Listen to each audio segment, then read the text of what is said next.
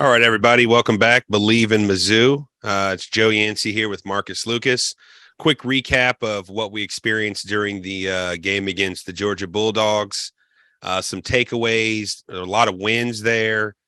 Certainly, maybe some things that could be done better, but quite frankly, for a team that no one gave a chance, they were projected to lose by 30 in a home game in the SEC. Tells you the level of confidence that the media and maybe some people on the outside had in the Tigers for a game that they really did well. And, for the most part, I felt like controlled, certainly had the momentum.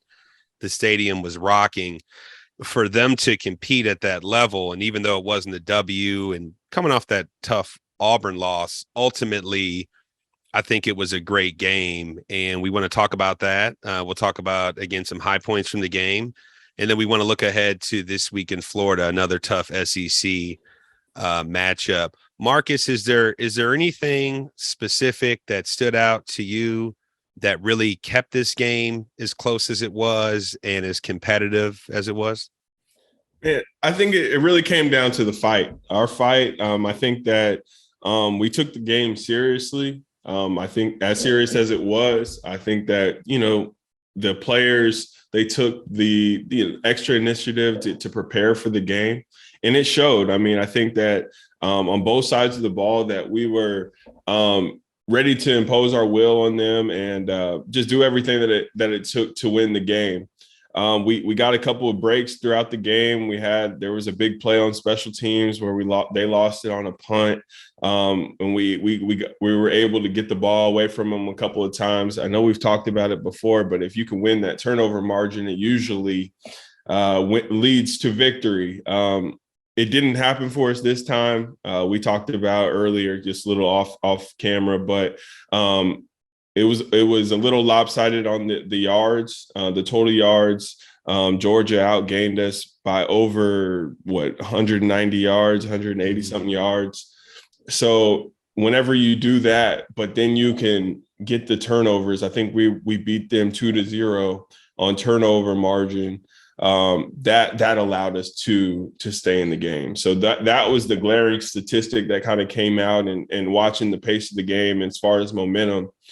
I think that the momentum really shifted when we got the ball down to the 1 yard line and couldn't get it in. We couldn't convert that. Yeah. Not converting those, red zone plays into touchdowns and settling for field goals. I mean, shoot, we looked amazing as a field goal unit on Saturday. But if we could have converted and gotten the end zone just once, just twice, that would have been a completely different game, and we could have silenced them early. I think that we did a good job competing for four quarters. Just at the end, we just needed touchdowns over field goals.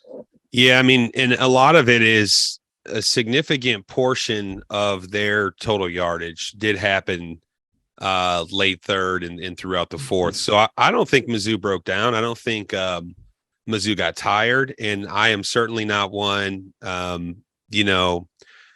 as someone that's competed at one point in baseball, at a semi-high level, we were always taught that officiating, referees, umpires, you can't control it, so you've got to let it go. With that said, there was a couple of iffy things. I can tell you that no one in the stadium noticed it, that dude's knee was down on the fake field goal, which in the game of college football, he's down. So 70, 60, however many thousand people didn't notice it. So there wasn't a lot of noise made about that until after the fact. Of course, the national media and Mizzou beat writers, they saw that because they're tuned in, they're looking at it from home. Sure. So I can't say that was an obvious miss because none of the fans saw it. We just went, man, they got us in that fake field goal. So it's not crazy that the officials didn't see that. There was a false start on fourth down and late in the fourth, which ultimately would have made that conversion, which Georgia did convert, and ultimately a touchdown and win the game, would have made it a lot harder. But again, I don't think it's something someone saw. So I'm not one to point to the officiating, but I will say the number one team is going to get those calls. It's like if LBJ goes to the lane late in the fourth quarter, you follow LeBron, he's more likely to get that call and go to the line and have the chance to finish it. So it is the number one team. It is the defending champions.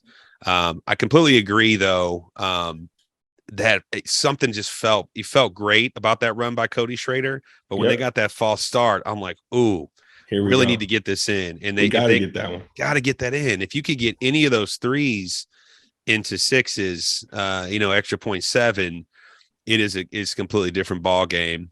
That's it. One thing I did notice, or not notice, but one thing that is also important, Dominic Lovett, who leads the SEC in receiving still, despite by a lot, Yeah. despite missing the entire second half, did miss the second half. So I think Right. we didn't have all of our weapons. And I think we discussed last week that you needed all of your weapons. That's it.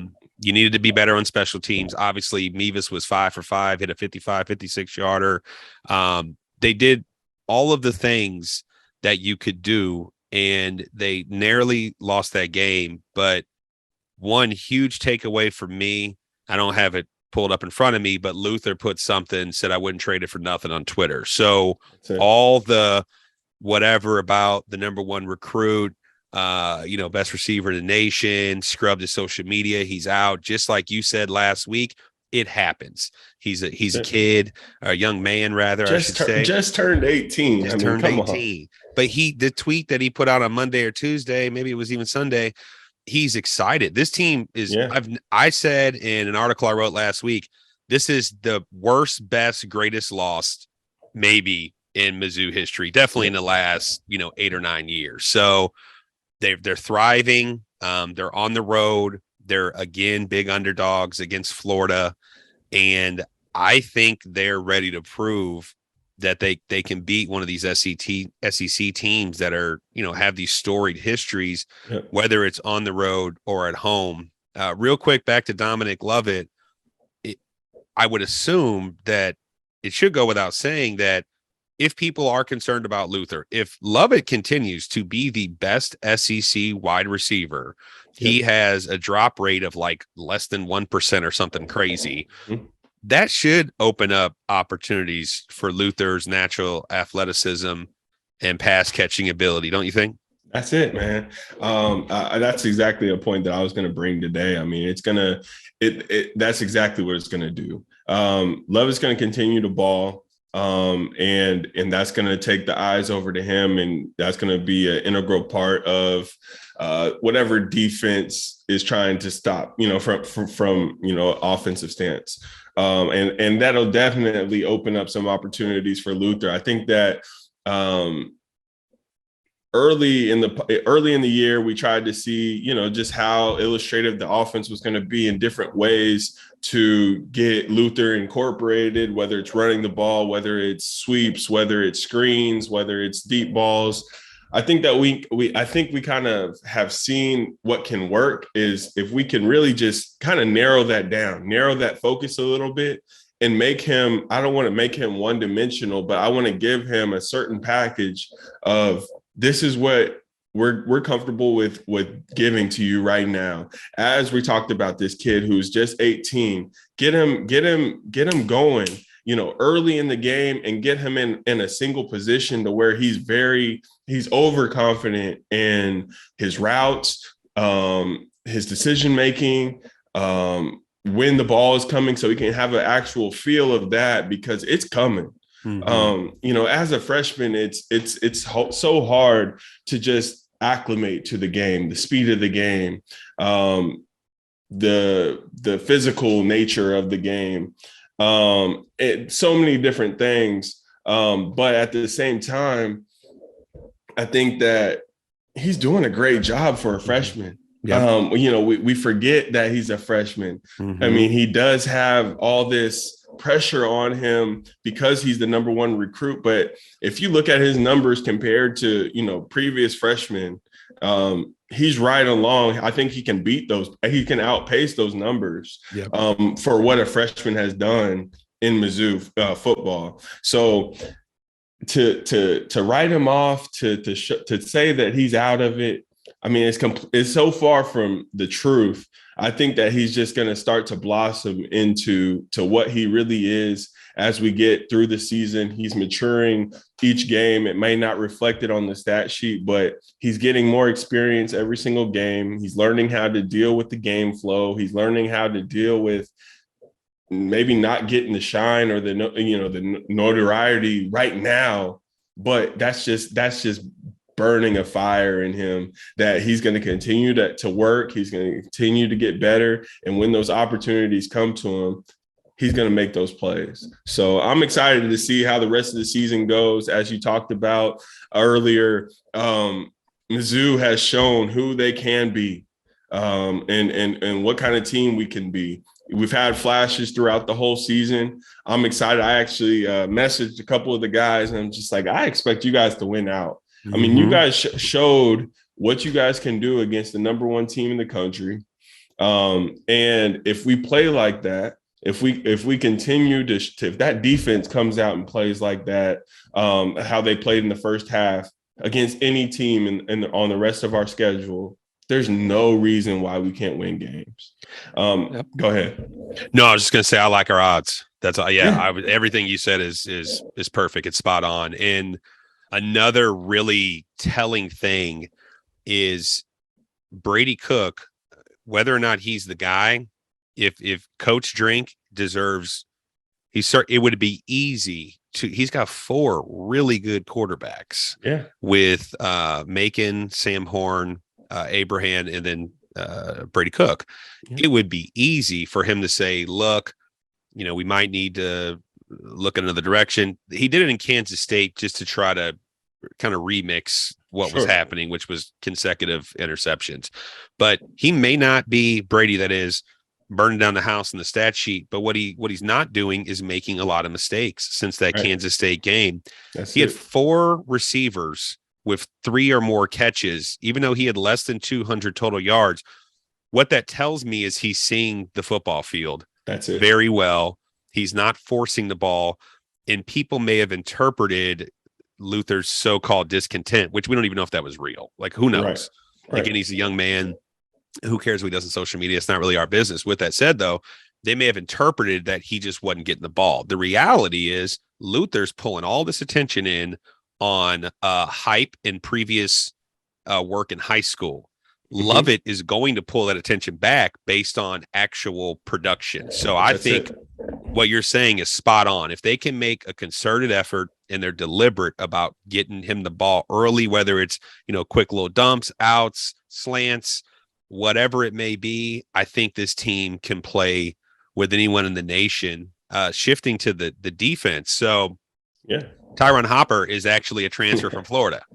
He leads the SEC in tackles. Mizzou has 3 guys in the top 10, maybe top 5 in tackles, and they're sure-handed. They wrap up and they drive the player to the ground. And at solo tackles, he's got a lot more obviously combined, but this defense is ferocious. I don't care how many yards Georgia had. This defense is ferocious because they got a lot of those really on like 3 drives. Yeah, they shuttered them multiple times. The reason Georgia's punting stats are like non-existent is because they don't punt, and they had to against us. So I'm very encouraged by the offense, by the defense, and most importantly, I'm encouraged with the way they responded after the win. So all we get is what the media says and Twitter, but if that is any indication, they took that L almost like a W. That's it. A little, heartbreaking, tough loss. Thought we had it wrapped up for a while. There's no moral victories, but at the same time, there's a lot we can take away from the game. There's a lot of things, positives that came from the game that we can build on. 100%. And I think that team cohesion is something that's new. We talked about it last week. Cody Schrader, who had the big run while he's a senior, senior or junior, senior, he still is a freshman on this team. Everybody's adjusting. Luther's new. Lovett's in his second year, and he was I don't want to say a role player, more of a secondary supplementary player last year, and now he's the guy. SEC defenses are going to have to plan on how do I guard Dominic Lovett. Hopefully he's healthy enough to go this week. I haven't seen an update. He was 50-50.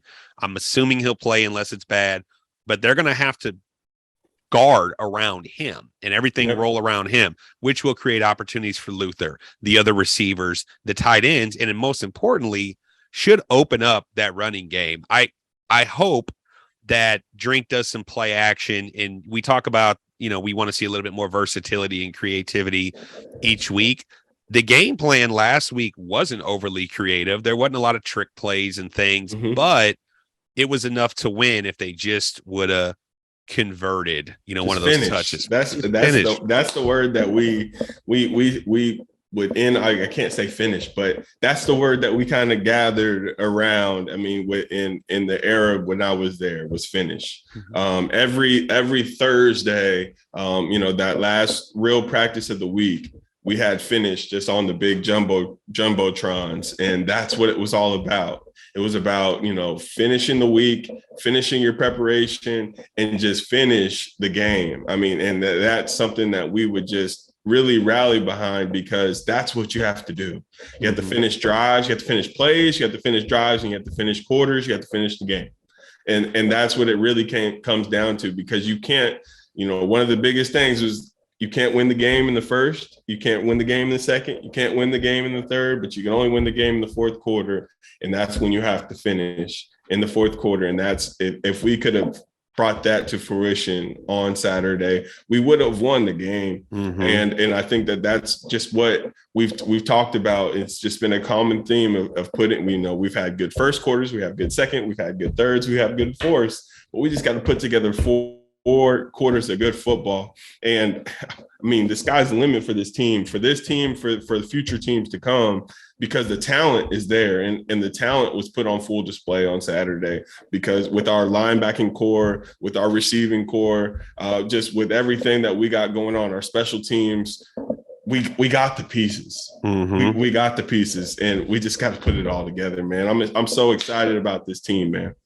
Yeah, me too. And I think that was Coach Drink's one of his, I'm sure he's had great games that maybe don't stand out to me. And obviously when you play the number one team and you're that competitive, it's going to stand out. Yeah. But I can't think of a single instance. There may have been a third or a fourth where maybe you could have went for, but I can't think of a single instance where people were thinking, or at least I was thinking, wow, that's questionable.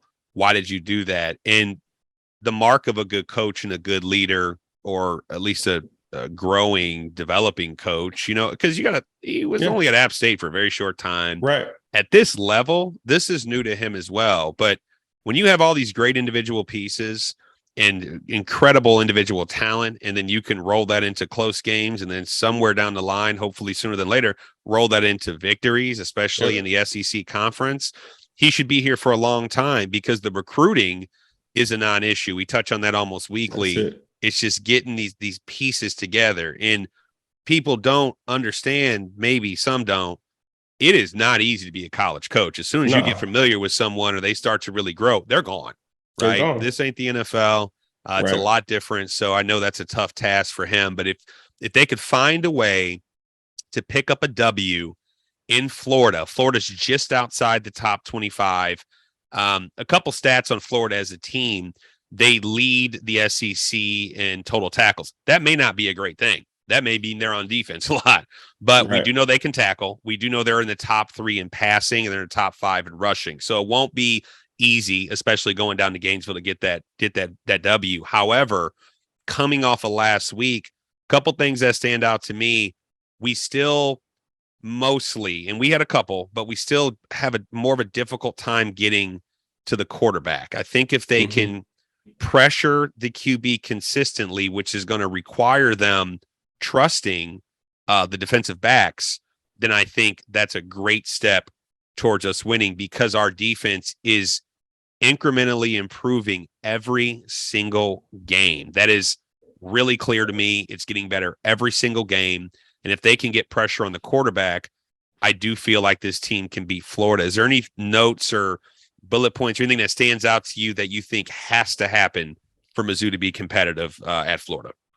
Yeah, I think that, the numbers they tell a story a little bit. If you look at that Tennessee game that they lost for Florida, I think they went off that game. I think they almost had like 500 passing yards that game. And so that's something that, you see the potential there. But we have to, like you said, get to the quarterback and definitely mitigate that risk, right? But at the same time, I think the rushing game is a little bit more important for us. I think that if we can, and that plays into our strong suit, right? Because we got guys that can tackle too. Mm-hmm. And so if we can kind of mitigate their rushing game, I think they're over 200 yards a game in rushing right now, which is, one of the top, like you said, top 5 in the SEC. If we can get them under 150, 125 yards on the ground, if we can keep them within that, I think we win the game. I think that's the one.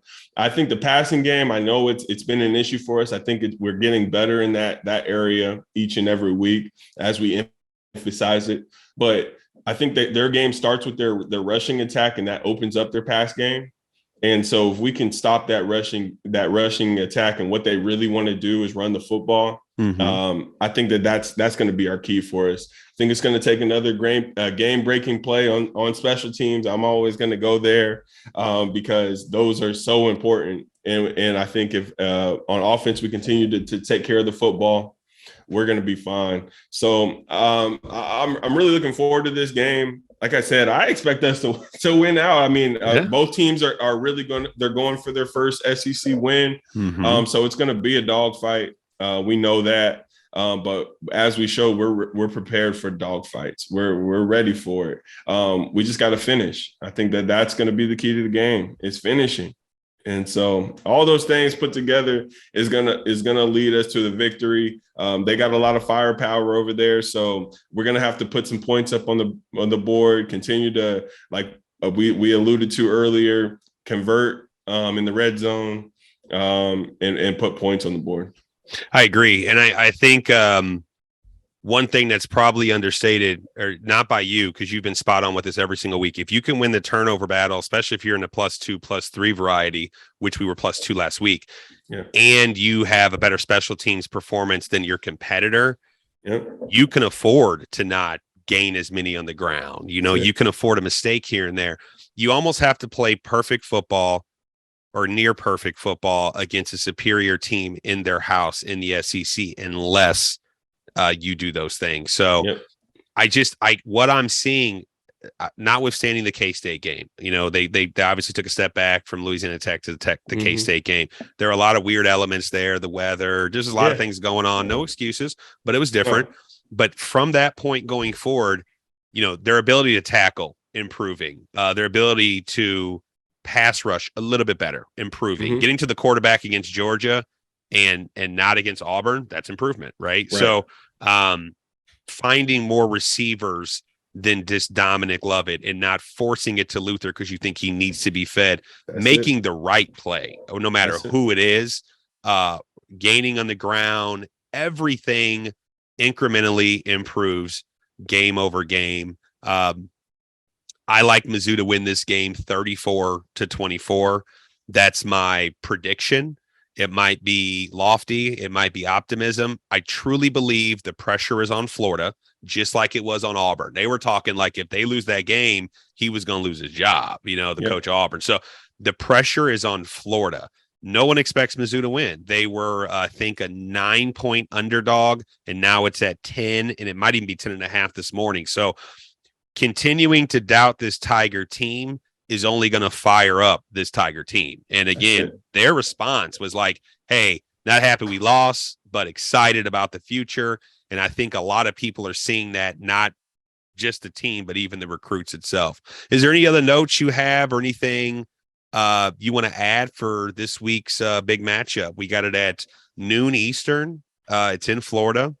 It's Saturday. Again, it's a noon Eastern kickoff, and it's going to be a heck of a game. Is there anything else? It's going to be a great game. I mean, they just need to go down there, get loose. Enjoy that Florida sun. It should be a great football game, great weather, and all that good stuff. So just go down there and have fun. Go play as a team and bring back a W. I think that we're going to win. I say 30-26. Okay. So I'm right there with you. Yeah. But we just got to go out there and build off of what we kind of have been doing the last couple of weeks. I know we haven't come out victorious in a couple of weeks, so the fire is there. But if we kind of just put it all together, rally behind each other, everybody's having fun. We're going to go down there and handle business. We've done it before. It's not like it's some impossible thing to do. So rally around each other and go bring a dub back. That's all I'm asking. Same. My other little prediction is Nathaniel Pete. I think he's going to go crazy.